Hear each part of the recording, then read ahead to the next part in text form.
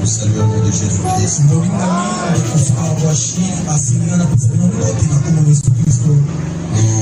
Voici devant lui pour écouter sa parole. C'est elle qui subsistera éternellement. L'homme est comme une herbe. Toute sa gloire comme la fleur de l'herbe. L'herbe sèche et la fleur tombe.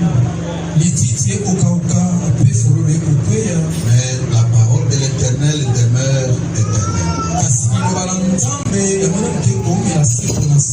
Bien-aimés frères, lorsque Dieu nous donne l'occasion d'écouter sa parole, nous devons alors l'écouter comme on écouterait la dernière prédication.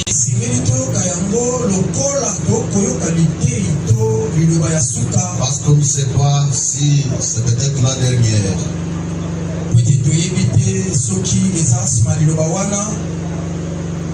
Nous devons l'écouter avec beaucoup d'attention. Dimanche, je vous ai lu la parabole que le Seigneur a proposée dans Matthieu chapitre 13.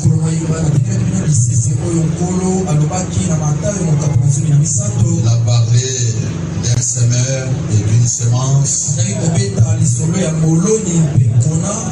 Il dit une partie de la semence est tombée le long de la route.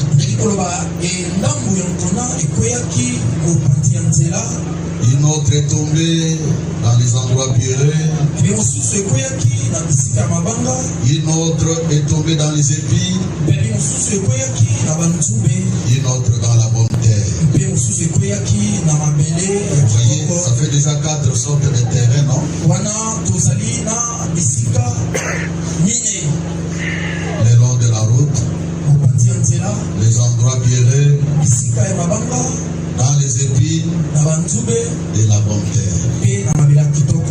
Le Seigneur lui-même a donné l'interprétation de la parabole. Il dit, la semence qui est tombée le long de la route, ce sont les hommes et les femmes qui ont reçu la parole. Mais après un temps, puisqu'ils n'ont pas compris la parole, l'ennemi vient voler. Imaginez vos frères, quelqu'un qui s'est lavé, il s'est habillé, il a payé les transports, il est venu.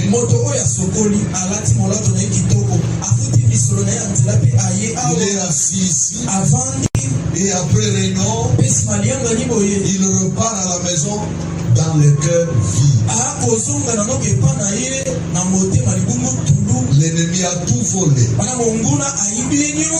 Bien-aimés frères, lorsque la parole est apportée, c'est de notre devoir de prêter attention.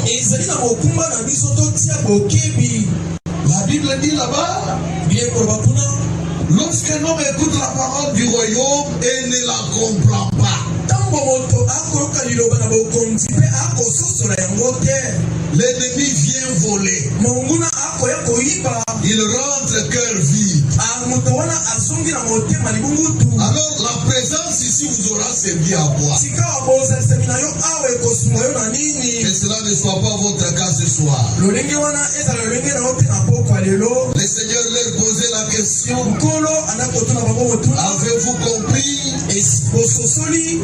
En tant que les bien-aimés de Dieu, notre prière est que Dieu vous donne la compréhension. Et comprendre la parole et de la croire. Amen. Une autre qui est tombée dans les endroits de pierre, n'ayant pas de racines, Lorsque le soleil a commencé à chauffer, très vite la semence a séché. Le Seigneur dit, c'est cette personne-là qui entend la parole, la reçoit aussitôt avec joie. Il peut crier Alléluia, gloire à Dieu, comme on le fait là. L'Écriture ajoute, oh frères et sœurs, ça c'est vraiment malheureux. Quelqu'un qui a reçu la parole avec joie, mais il n'a pas de racine en lui-même, il manque de persistance. Dès que survient une tribulation ou une persécution à cause de la parole, une épreuve de force, Dieu accepte que Satan touche à ce que vous avez. Dieu accepte que Satan touche à votre santé. Vous voyez l'homme, plus vite là il rentre. Oh bien mes frères, que Dieu nous garde. Quel que soit ce qui arrive sur les chemins, que Dieu nous garde, nous aide à garder la parole comme les biens nos plus précieux.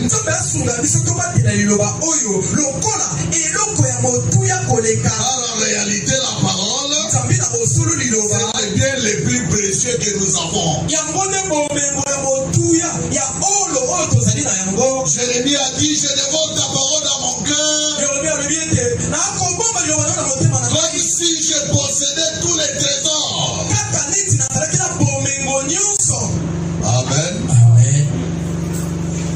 Une autre personne a écouté parmi les épines. La Bible dit, c'est cet homme-là qui écoute la parole de Dieu.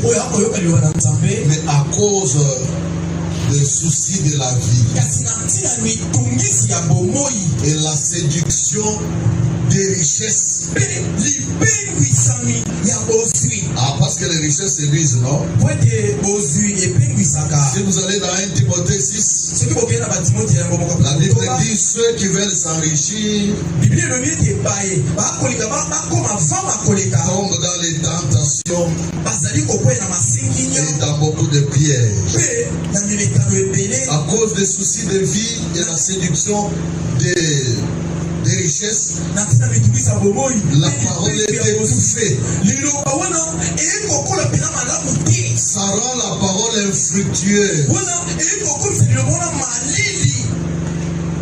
Ça fait 3. Le long du chemin, c'est cette camélie-là qui écoute, ne comprend rien. Après prédication, Satan vient voler le peu qui était dans le cœur. La voilà rentrée à la maison cœur vide. L'autre personne, c'est Mutombola, qui reçoit la parole avec joie. Mais puisqu'en lui il n'y a pas de racine, quand il y a une épreuve, il abandonne la parole et s'en va. Il commence à chercher les mandona, il commence à chercher les dons, pensant que c'est par les dons qu'il aura la solution. L'autre, c'est ce Freddy-là, qui a tellement les soucis de la vie. Pour lui, c'est la richesse ou rien. Mais quand il reçoit la parole, les soucis et la séduction de richesse étouffent la parole. Et empêche la parole à porter des fruits. Que Dieu soit loué. Il y a aussi une 4e catégorie. les frères et les sœurs qui écoutent la parole, la comprennent et la parole porte de fruits. De ces 4 catégories, vous voulez être laquelle? La 4e, n'est-ce pas? Que Dieu vous bénisse. C'est une bonne réponse, non? Que Dieu vous accorde selon votre réponse. Maintenant, je vous demande de vous lever, nous allons faire la lecture de la parole. Dans le livre de Romains, au chapitre 2, lisons des versets, c'est le verset 28 et 29.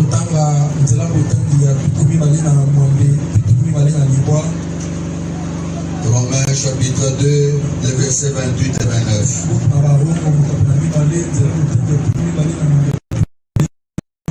Les Juifs n'est pas celui qui en a les apparences.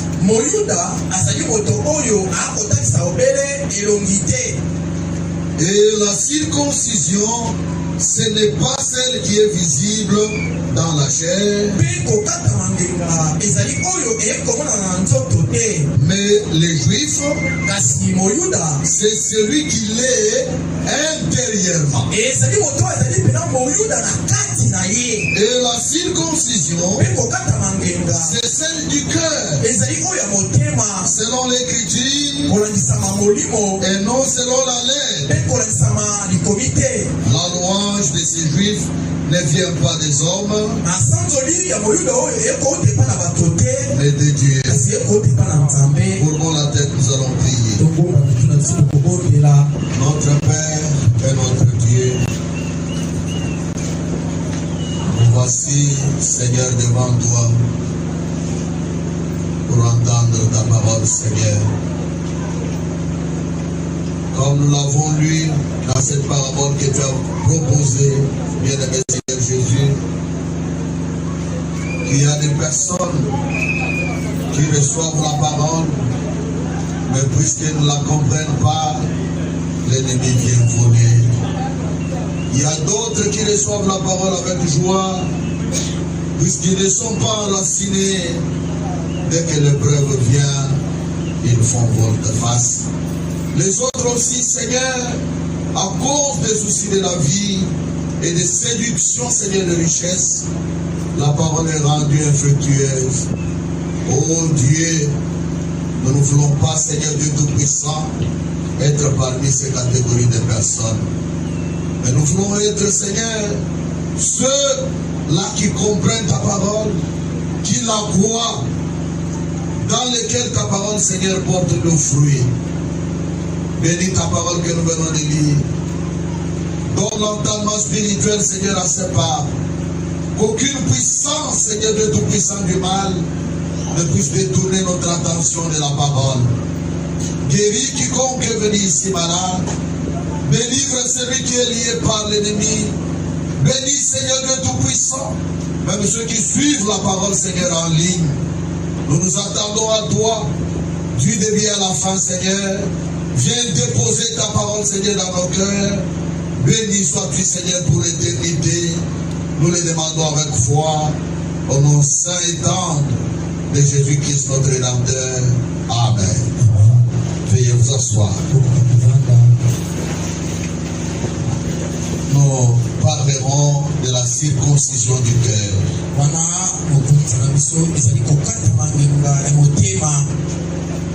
Frères et sœurs, depuis un temps, les hommes de Dieu ont insisté sur le baptême du Saint-Esprit. Et si vous remarquez, tout ça c'est pour notre bien. Et le baptême du Saint-Esprit, c'est une promesse du Père qu'il a faite aux croyants. Et chacun de nous est dans le devoir de les chercher, de l'avoir. Comme vous l'avez entendu dans le livre de Romains, un juif, ce n'est pas celui qui en a les dehors. Vous le regardez Peut-être il a une longue eau. Non, ce n'est pas ça le problème. Les vrais juifs dont la Bible parle, ce n'est pas celui qui en a les extérieurs. Laissez-moi dire une chose, frères et sœurs. Les véritables croyants, les véritables chrétiens, ce n'est pas celui qui en présente seulement les extérieurs. Non, c'est une seule du message. Vous regardez l'accoutrement, et là, il est habillé décemment, avec ses cheveux bien coiffés, sa teinture naturelle. Quand elle passe, tout le monde dit, celle-là doit être une croyante du message. C'est aussi bien. C'est ce que nous devons être. Mais cela ne suffit pas, bien aimés. Ne nous arrêtons pas seulement aux apparents. Bien aimés frères, ne nous arrêtons pas seulement aux apparents. Le christianisme, ce n'est pas ce qui se passe à l'extérieur. Le christianisme, c'est ce qui se fait à l'intérieur. La vie de Christ ne commence pas à l'extérieur, mais elle commence à l'intérieur, et l'intérieur influence l'extérieur. Est-ce que l'église est avec nous? Un vrai croyant du message, un vrai chrétien, ce n'est pas celui qui l'est seulement extérieurement, mais c'est celui qui l'est intérieurement. Et l'écriture dit, la circoncision n'est pas seulement celle qui est faite par l'homme dans la chair, mais la circoncision est celle qui est faite dans l'esprit, une circoncision du cœur. Vous allez poser la question, mes frères, comment est-ce que nos cœurs peuvent être circoncis? Je crois que par la lumière de la parole, tu verras comment ton cœur peut être circoncis. L'œuvre de Dieu ne commence pas à l'extérieur. L'œuvre de Dieu commence à l'intérieur. Vous commencez plus loin là-bas dans l'ancienne alliance. Le Seigneur dit, moi, je vous amènerai de tous les pays. Je vous rassemblerai dans votre pays. Je répandrai sur vous une eau pure. Et vous serez purifiés. Je vous purifierai de toutes vos huiles et de toutes vos idoles. Celui qui fait ce travail, ce n'est pas un prédicateur. C'est Dieu lui-même. Bien-aimés frères et sœurs, nous sommes dans l'œuvre de l'esprit. Il ne s'agit pas de la mécanique d'un prédicateur. Le prédicateur peut blâmer. Il peut faire tout ce qu'il veut. Tant que Dieu n'a pas fait quelque chose dans le cœur, ça restera une lettre morte. Mais Dieu a promis. Il dit, je vous rassemblerai dans votre pays. Notre pays, nous le connaissons tous. C'est le message du temps de l'enfant. C'est ça la terre des promesses. Et le Seigneur ne s'est pas arrêté là. Il a dit, j'ôterai de votre corps un cœur de pierre.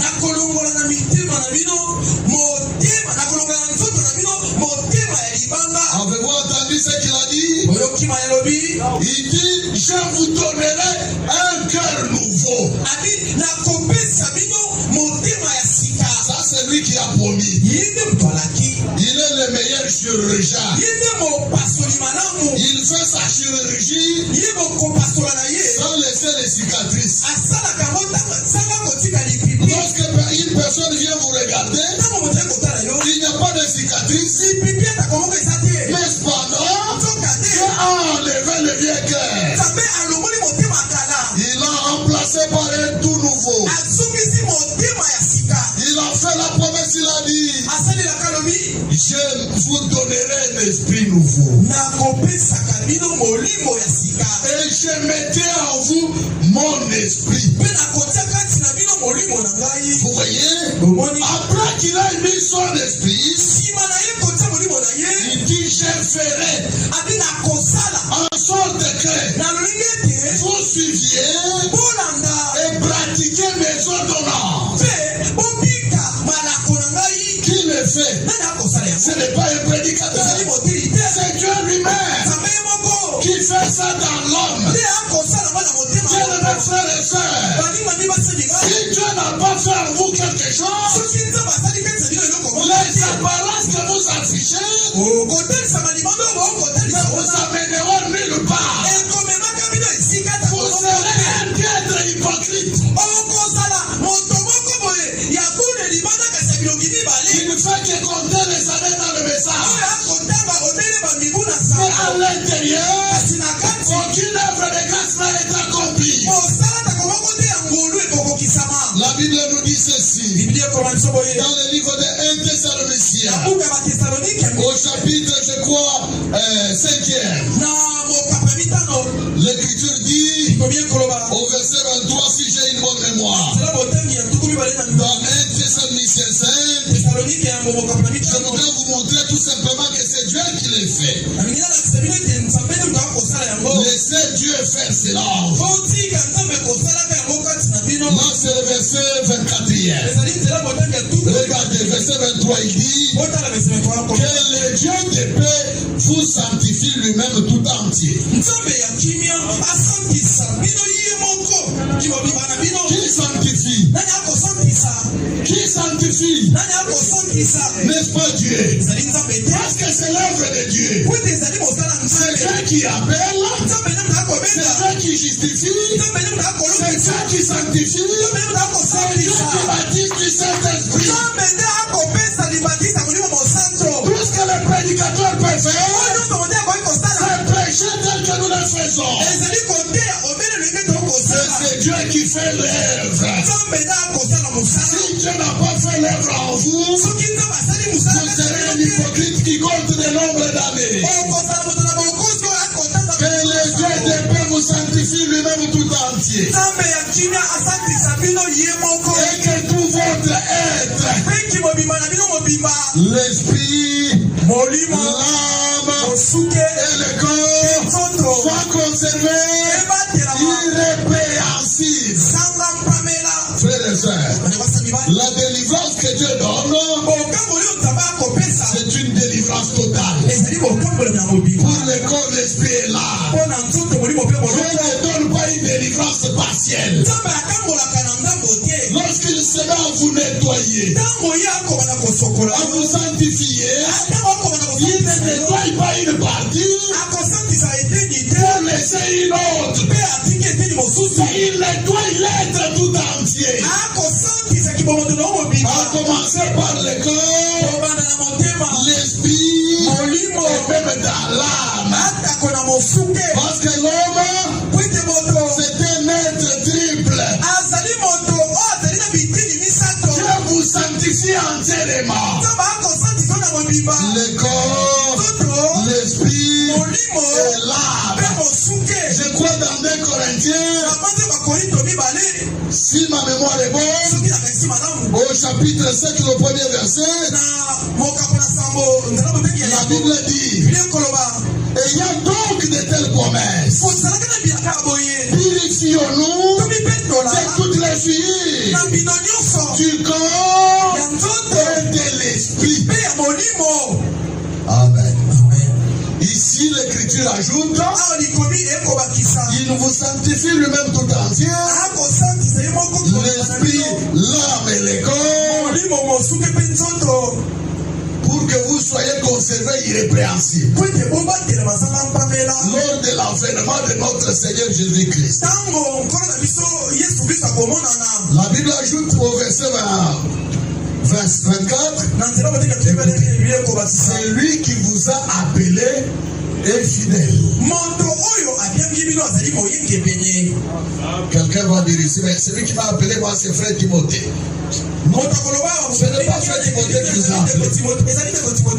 Lui a été seulement un canal que Dieu a utilisé pour vous amener à la parole. Mais celui qui vous a appelé, c'est Dieu.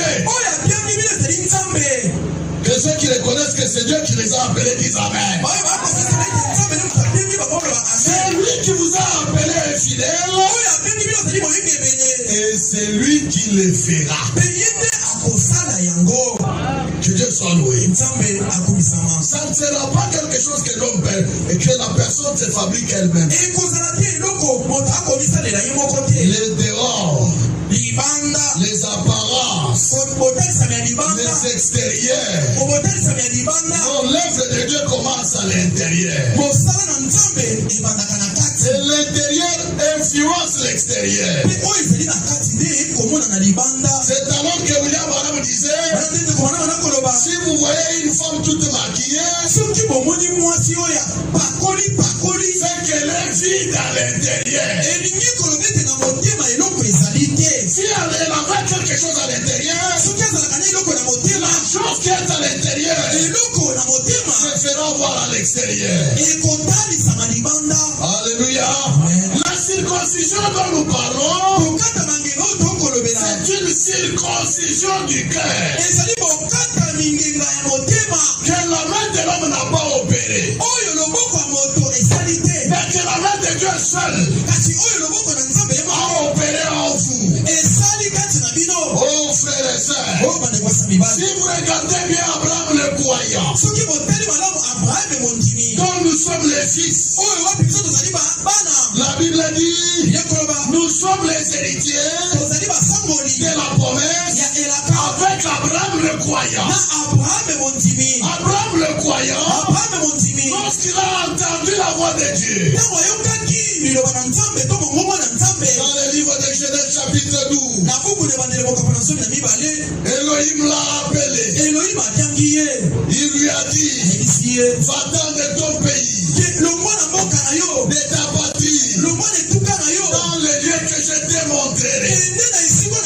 Et là je te bénirai. Cet homme a cru sans raisonner,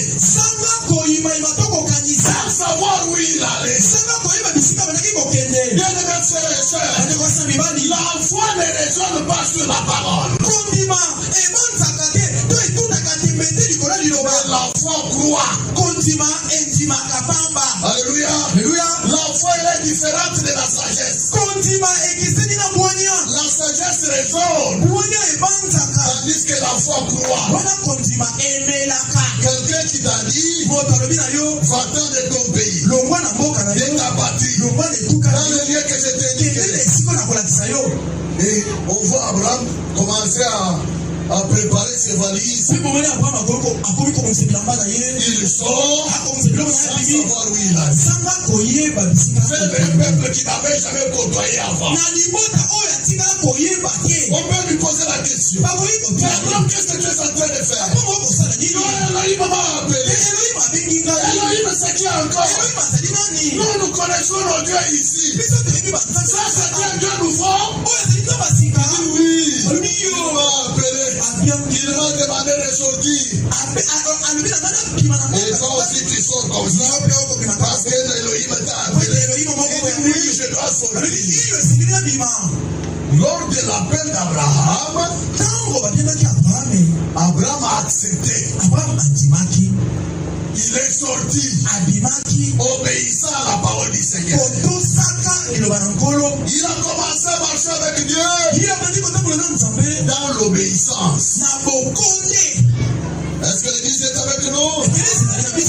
Et Dieu aussi a conclu une alliance avec Abraham. Si vous prenez avec moi Genèse chapitre 17. L'Éternel a fait une alliance avec Abraham. Pas seulement avec Abraham, mais aussi avec la postérité d'Abraham. Après Abraham. Genèse chapitre 17. Le verset 9. Regardez ce que la Bible dit. Dieu dit à Abraham, toi, tu garderas mon alliance. Et tes descendants après toi, selon leur génération. C'est ici mon alliance que vous garderez entre moi et vous. Et ta postérité après toi. L'alliance n'était pas seulement pour Abraham. Elle était aussi pour sa postérité qui devait venir après lui. Oui, c'est la vérité, frère. Tout mâle parmi vous sera circoncis.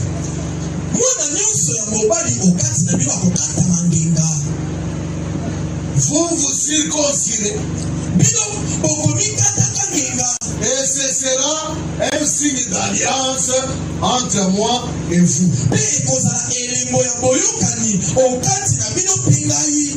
Amen. Dieu donne une alliance à Abraham et il lui donne les signes de l'alliance. Amen. Dieu c'est un Dieu d'alliance. Il a fait des alliances avec des peuples. Il a donné des signes d'alliance. Au temps de Noé, les signes de l'alliance, c'était l'arc-en-ciel. Au temps d'Abraham, les signes de l'alliance, c'est la circoncision. Au temps d'Israël, au mont Sinaï, les signes d'alliance, c'était les sabbats. Toi et moi, nous avons aussi l'alliance avec Dieu. Et Dieu nous a donné aussi un signe d'alliance. Est-ce que l'Église est avec nous? Chacun de nous, pour être dans l'alliance avec Dieu, il doit ce signe d'alliance. Que Dieu vous bénisse très richement. Dieu dit à Abraham, la circoncision vous sera donnée comme signe de l'alliance. Tout garçon, à l'âge de 8 jours, tout mâle parmi vous sera circoncis selon vos générations. Qu'il soit né dans la maison ou qu'il soit acquis à prix d'argent de tout fils d'étranger, sans appartenir à ta race. Vous voyez? Vas-y frère. On devra circoncire celui qui est né dans la maison et celui qui est acquis à prix d'argent. Et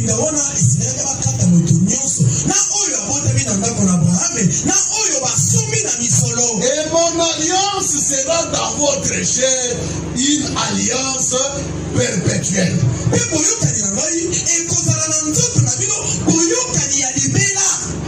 Un mâle circoncis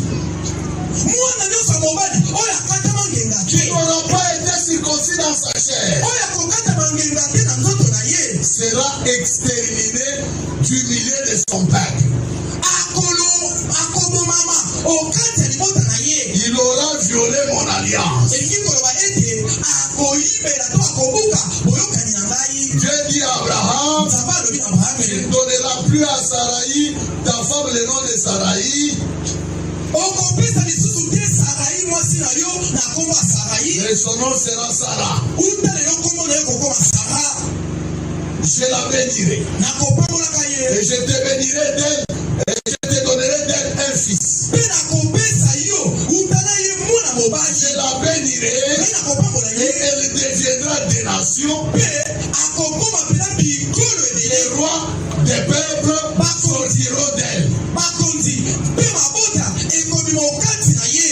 Amen. Abraham tomba sur sa face, il rit et dit en son cœur, naîtrait-il un fils à un homme de 100 ans? Abraham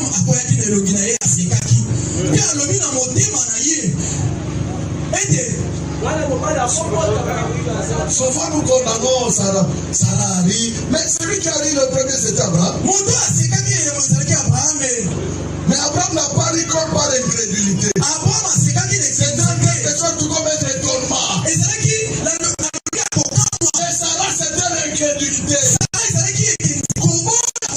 Écoute, qui soit difficile de la part de Dieu. Même les maladies que l'on appelle chroniques.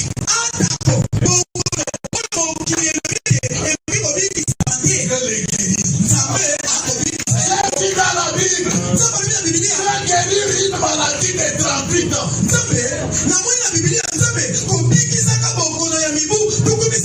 C'était une maladie chronique. Elle n'a pas souffert pendant 38 ans.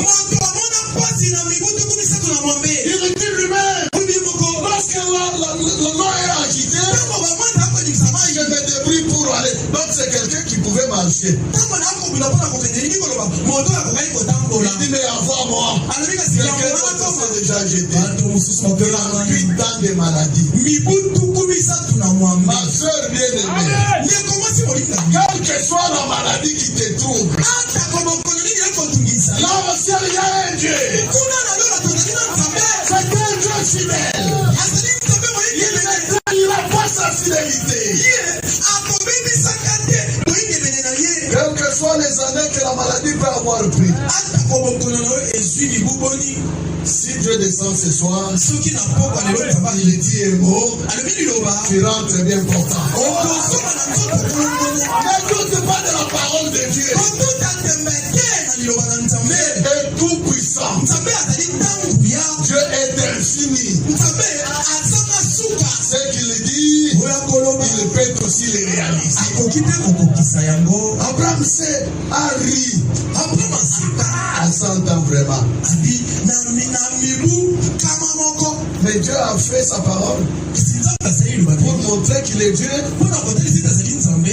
Il est différent des hommes. Ce qu'il promet, il a besoin de les réaliser. Dieu a donné à Abraham notre père la circoncision comme signe de l'alliance. Ce n'était pas seulement pour Abraham seul. C'était aussi pour sa postérité après lui. Quand Paul prend sa plume pour parler d'Abraham, regardez dans Romains chapitre 4. Romains chapitre 4. La Bible dit ceci. Je peux commencer au verset 9e. Romains chapitre 4 verset 9. Il est écrit, ce bonheur n'est-il que pour les circoncis? C'est bonheur. C'est bonheur. Où est-il également pour les incirconcis?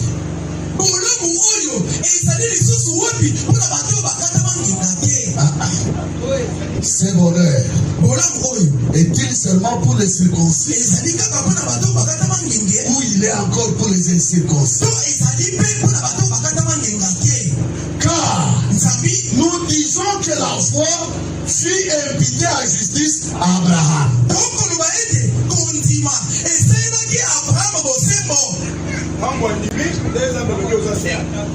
Voilà. c'est par la foi qu'Abraham a été imputé juste. Et l'Écriture dit, comment donc lui fit-elle imputé? Était-ce après ou avant sa circoncision? Vous êtes là? Quand est-ce que Dieu a déclaré qu'Abraham était juste? C'était avant la circoncision ou après? Soyez présents. Quand est-ce que Dieu a déclaré Abraham juste? C'était avant la circoncision ou après? La réponse est dans l'Écriture, ne t'attendez pas. La Bible dit, il n'était pas encore circoncis. Il était incirconcis. Et il reçut les signes de la circoncision comme son de la justice qu'il avait obtenu par la foi. Alléluia. Que Dieu soit loué. Abraham a cru. Il a entendu la parole. Il l'a cru. Sans douter dans son cœur. Pour avoir cru, Dieu l'a imputé juste. Saint Martin a eu la révélation. Lorsqu'il est sorti de l'église catholique, il leur a écrit. Il a dit la justification, c'est pas en donnant l'argent. Dieu est justifié, c'est ça la foi. Bien de mes frères et sœurs, lorsque vous croyez l'œuvre de Golgotha, vos nombreux péchés sont pardonnés. L'acte dont les ordonnances existait contre vous et vous condamnez à la croix de Golgotha. Cet acte fut déchiré. On prend que ce soir. Et l'autre croix, il est acquitté. Il est justifié. Il a pris ses péchés. Il est acheté dans la main de l'oubli. Si quelqu'un commettait l'erreur d'aller repêcher ce que Dieu a déjà enterré, d'aller dire en 2012, vous avez fait ceci, son témoignage n'est pas bon. Écoutez frères et sœurs, l'homme de Dieu votre Franck dit, c'est lui qui va pécher les péchés de quelqu'un d'autre. Il fout de la grâce de Dieu aux pieds. Ces péchés aussi, il les expose.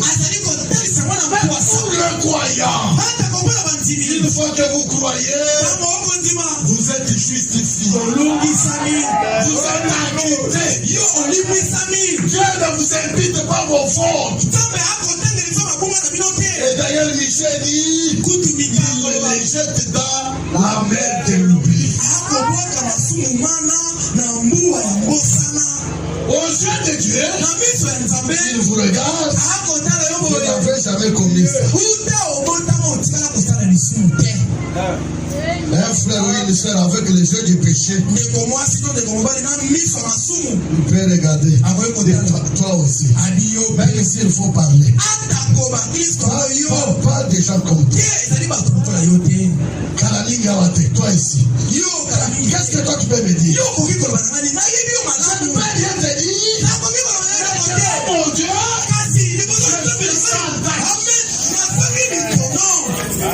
il me regarde au travers du sang de son fils Jésus. Il me voit sans tâche. Si vous ne croyez pas, vous vous faites du mal vous-même. On marche avec Dieu, c'est par la foi. Amen. La Bible dit, nous marchons par la foi et non par la vue. Non, les Les yeux peuvent voir des choses. Les yeux peuvent voir les dangers. Mais la foi va au-delà. Les yeux peuvent voir la mort. Mais la foi verra la résurrection. Alléluia. Alléluia. Marchons par la foi, frère. Abraham, notre père, a été justifié par la foi. L'Écriture dit, pour que la justice leur fût... Ah, ok. Et il reçut les signes de la circoncision. De la justice qu'il avait obtenu par la foi. Quand il était incirconcis. Afin d'être le père de tous les incirconcis qui croient.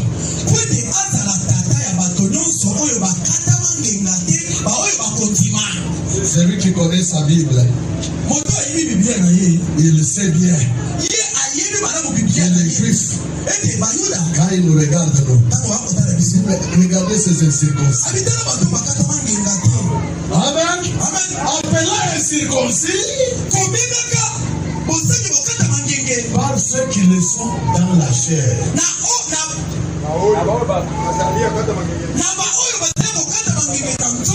Mais Abraham, tu es justifié avant même qu'il soit circoncis, pour qu'il soit aussi le père de tous les incirconcis qui croiront la parole. Il est aussi notre père.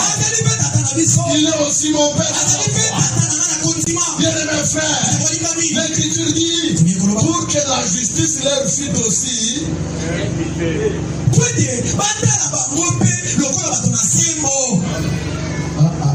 Que Dieu soit loué. Ça c'est du début à la fin, c'est la grâce de Dieu. Où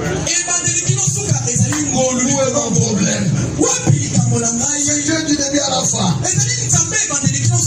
Il est le père des incirconcis qui croient. Et les pères des circoncis qui ne sont pas seulement circoncis, mais encore qui marchent selon et sur les traces de la foi de notre père Abraham quand il était incirconcis.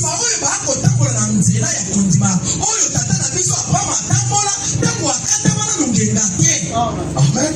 Amen. Que tu sois juif, que tu sois un homme de nation, tu as la foi d'Abraham, Dieu t'invite ta justice. Oh, que Dieu soit loué. Même parmi les mystères que Dieu a révélé en ce temps de la foi, c'est un grand mystère, frère. C'est dans notre temps. Vous allez me poser la question. C'est laquelle? C'est l'église du Nouveau Testament composée des Juifs et ceux des nations en un seul corps. Dieu ayant détruit le mur d'inimitié, ayant rapproché ceux qui étaient loin, toi et moi, les réconciliant tous dans un seul corps. Pourquoi où toi ici et moi pouvons avoir l'occasion de nous mettre à la table afin que les Juifs mangeant ensemble, la chose qui ne se faisait pas avant. La Bible dit dans le livre de Matthieu, je crois le verset 8e, il dit plusieurs viendront de l'Est, de l'Ouest, ils viendront du Nord et du Sud. Ils seront à la table avec Abraham, Jacob et Israël. Bien mes frères, c'est la vérité. Je ne sais pas cette table sera de quelle longueur. Mais une chose est vraie, je serai là, face à face avec Pierre. Si en ce temps-là, il y a la connaissance que nous avons aujourd'hui, je vais lui poser la question. Et mon frère Pierre, qu'est-ce qui t'était arrivé? Qu'est-ce qu'a régné les sauveurs? Il me répond. Il me dira, mon frère Mardoché, ce qu'il avait fait, on n'était pas encore converti. Amen. Il avait encore peur de la mort. Mais lorsque j'ai été converti, je n'avais pas la terreur de la mort. Frère chrétien, n'a pas peur de la mort physique. Saint Paul a dit, Christ est ma vie. Et mourir, c'est un gain pour moi. Laissez-moi aller me reposer de mes souffrances de la chair. Je vais toujours dire à la dame, mon époux, vous n'avez pas besoin de dire. Il est parti à cause de ceci et de cela. S'il est rançonné, je dois aller me reposer. Amen. Je sais que mon âme a déjà connu quelque chose. Alléluia. J'enlèverai ce corps. Comme un homme enlève un casaque. On le déposera dans la tombe. Et mon âme ira se reposer. La saison viendra, frère. Ça sera une saison propice. 1 Thessaloniciens 4. À partir du verset 13. Ça nous dira littéralement. À un signal donné. Au cri de commandement. À la voix d'un archan. Et au son de la trompette. Les morts ressusciteront premièrement. Et les vivants seront transmués. Ensemble, nous irons à la rencontre des autres. Que je sois dans les corps. La sorte de ce corps. Je n'ai rien perdu. J'ai déjà ce qu'il fallait dans mon âme. Comment quand je prie pour le Saint-Esprit, je ne joue pas. Je sais que c'est ma seule garantie. Si la mort me prend sur le lit, comme un agneau, je pars sans faire le bruit. Alléluia. Ne restez pas vous entretuer. Que personne ne dise, oh, il a été empoisonné. Même si c'est le poison, il ne m'enlèvera pas avant le temps. Si le poison m'a enlevé, c'est que Dieu a mis sa signature. Soyez en paix, frère. Il y a une saison qui vient. Il y a une saison favorable. Bien aimés frères et sœurs, la Bible dit, là nous étions en train de lire au sujet d'Abraham, Romains chapitre 4,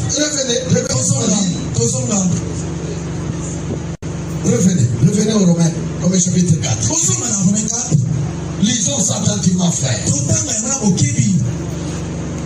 En effet, ce n'est pas par la loi que l'héritage du monde a été promis à Abraham ou à sa postérité. C'est par la justice de la foi. Car les héritiers le sont par la loi. La foi est vaine. Qu'est-ce que je dis? Si les héritiers le sont par la loi, alors la foi est vaine.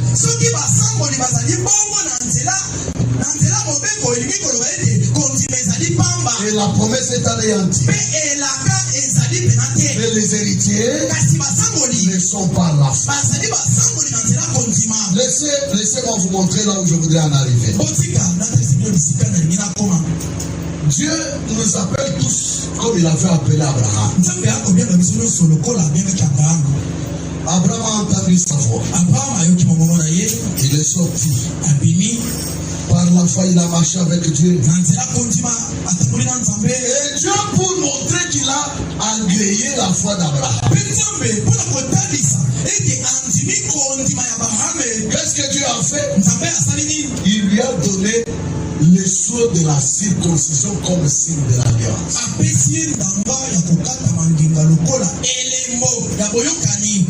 L'église est avec nous. Comme Dieu a agréé la foi d'Abraham, il lui a donné le signe de la circoncision comme le signe de l'alliance. Et de quoi cela est-il le type? Frère Baram va nous expliquer ça. Écoutez bien mes frères. Dans l'ancienne loi, tout mâle qui n'était pas circoncis, la Bible dit qu'il avait violé l'alliance de Dieu et il devait être exterminé. Amen. C'était comme ça en type. Si vous lisez dans Exode chapitre 4,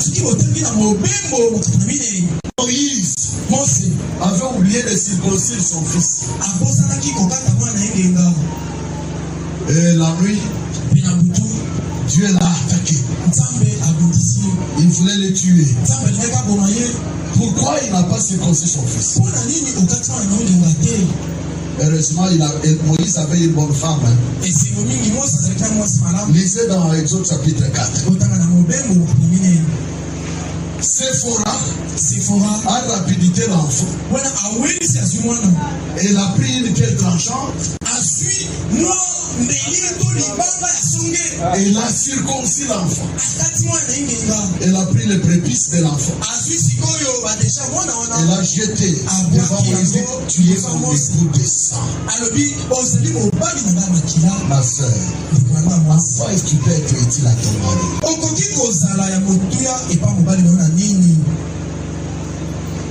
Il y a de ces femmes-là, quand le mari est en train de combattre, il est tout seul. Mais pourquoi tu es à ses côtés? Pourquoi? Séphora a sauvé la vie de Moïse. Séphora habite sa mort. Abraham en parle aussi. Abraham dit, lui qui allait délivrer les enfants d'Israël en Égypte sous les signes de la circoncision, mais son propre fils n'était pas circoncis.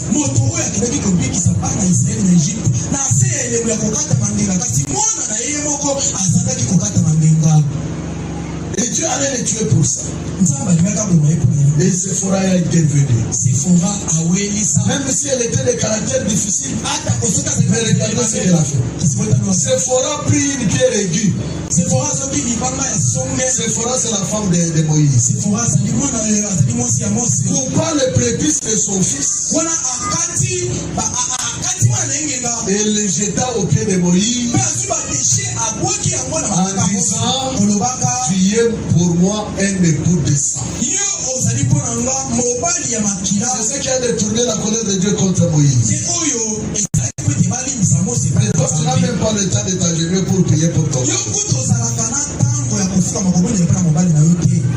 Jésus attention seulement sur l'argent. Et quand il revient de la moto là fatigué, ce qu'il te donne, tu as toujours des choses à dire. C'est toujours paix. Tu ne sais pas ce qu'il a enduré là sur la route. Lorsqu'il te remet quelque chose, c'est toujours paix. Mais tu n'as même pas 30 minutes d'ingénieur comme ça prier pour lui. Et quand il est sur sa moto là sur la route, il met devant un danger permanent. Tu ne comprends pas ça. Tu veux qu'il sorte tout le temps sous l'effet de la colère.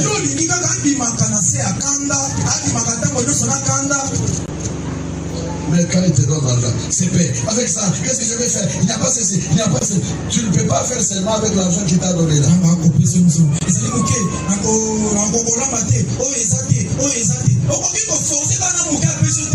Il y en a sont possédés du diable.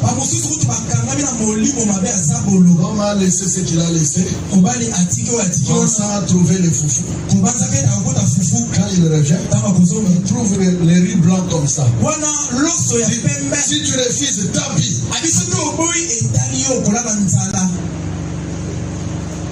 Et là, les gens ils ont kamassé. Et là, les gens ils ont kamassé. Si les démons ont des corps, ce qui te manque, c'est seulement les corps.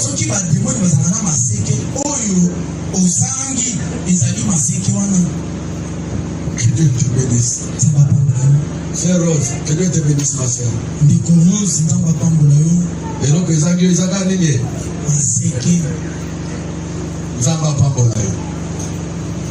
La circoncision, c'est quoi?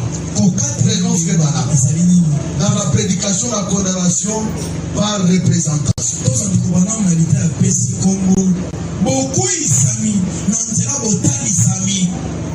Le paragraphe 201. Écoutez. Prenons quelques minutes, nous allons prier. Regardez. Que signifie le mot circoncis?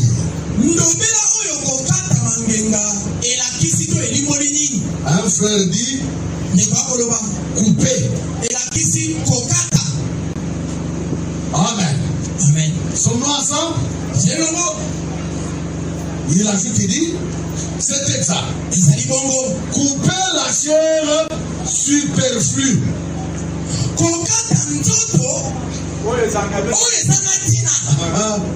La partie inutile du corps. C'est ça la circoncision. Vous voyez? Couper ce qui est superflu. La partie inutile. La circoncision, être coupé. Oh, nous n'avons pas beaucoup de temps. Vous avez compris ce qu'on appelle circoncision? Nous ne parlons pas de la circoncision de la chair. Nous parlons de la circoncision de quoi?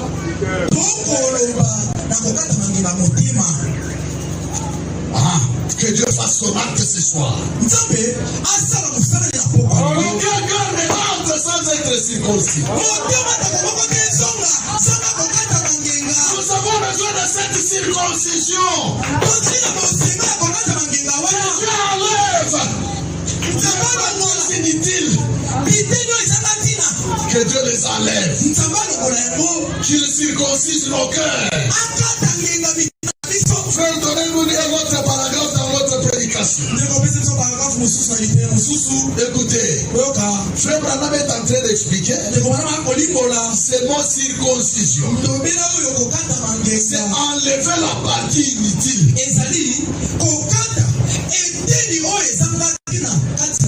Prenez la prédication, qu'est-ce que le Saint-Esprit? Paragraphe 28. Lisez encore avec moi. En effet, Dieu a fait une alliance avec Abraham. Après qu'il a appelé Abraham, ce qui est un type de l'appel du croyant aujourd'hui. De la même manière que Dieu a appelé Abraham, Dieu t'a appelé aussi à sortir aussi du monde, des systèmes des hommes. Dieu t'a appelé à sortir des traditions humaines. Dieu nous a appelé à sortir de tous les systèmes dénominationnels. Nous devons sortir et vomir les dénominationalismes. Alléluia. Les messages que nous avons cru, bien aimés frères et frères, c'est un appel à sortir. J'avais vécu une petite expérience à Nairobi. J'étais assis Pendant que nous attendions notre vol, j'ai déjà raconté ça ici. J'ai vu à l'écran, on avait écrit Last Call. Ça veut dire le dernier appel. J'ai vu un monsieur qui devait prendre place à bord de cet avion qui devait s'envoler. C'était un monsieur gros avec un ventre de dollar. Quand il a vu Last Call, je l'ai vu c'est toute sa force. Pourquoi? Parce que personne n'est fallu qu'il puisse manquer son vol. Comme c'est déjà écrit le dernier appel, si le temps d'un peu, l'avion va s'envoler et puis va rater son vol. Oh frères et sœurs, cela ne m'a pas laissé indifférent. Cela m'a interpellé. Le message que nous avons reçu avec vous, c'est aussi un last call. C'est un dernier appel. Nous devons nous précipiter. C'est un appel d'urgence. Chacun de nous va trouver sa place dans l'école de Christ. Alors que le jugement ne tombe sur cette terre. Mais malheureusement, il y en a qui sont empêchés dans le péché. Dans les danses mondaines. Et dans les plaisirs. Alors que l'avion qui va nous ramener chez nous va très bientôt s'envoler. Ça ne veut pas dire que nous irons dans l'avion. Nous irons sur des nuées comme la Bible le dit. Bien aimés frères et sœurs, le message c'est un dernier appel. C'est un appel pressant. Écoutez et sortez vite. Amen. Abraham, il a appelé Abraham et Abraham est sorti de son pays pour aller dans un pays étranger. Pour habiter parmi les étrangers. Et c'était un type de quand Dieu appelle un homme à arrêter.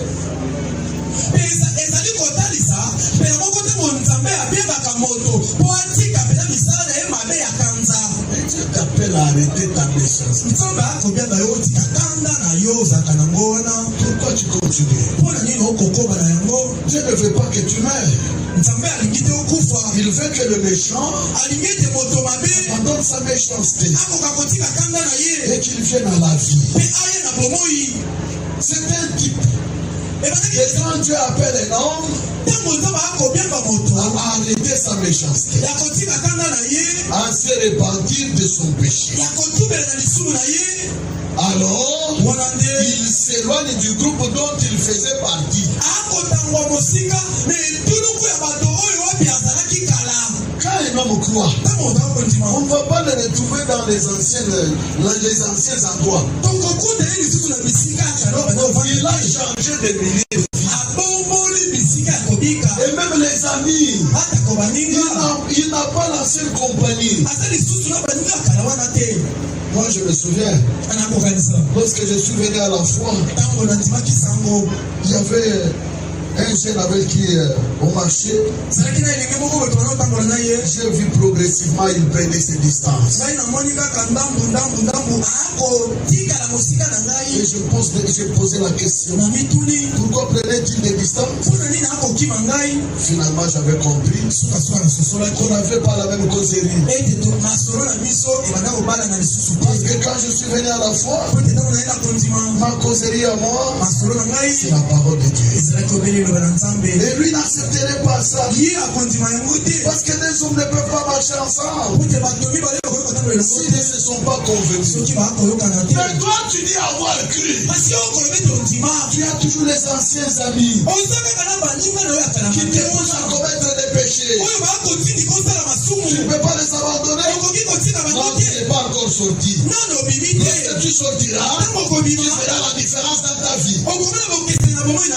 Frère, madame, continue à dire, pour vivre dans un nouveau groupe, au milieu d'un nouveau genre de personnes. Et puis, après que Dieu a trouvé Abraham fidèle à la promesse que Dieu lui avait donnée, selon laquelle il aurait l'enfant, et qu'à travers cet enfant, toute la terre serait bénie. Alors Dieu a confirmé sa foi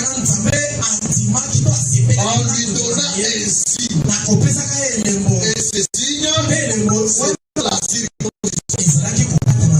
Frère Branham va, il dit, et la circoncision, et le type de quoi? La circoncision est le type de quoi?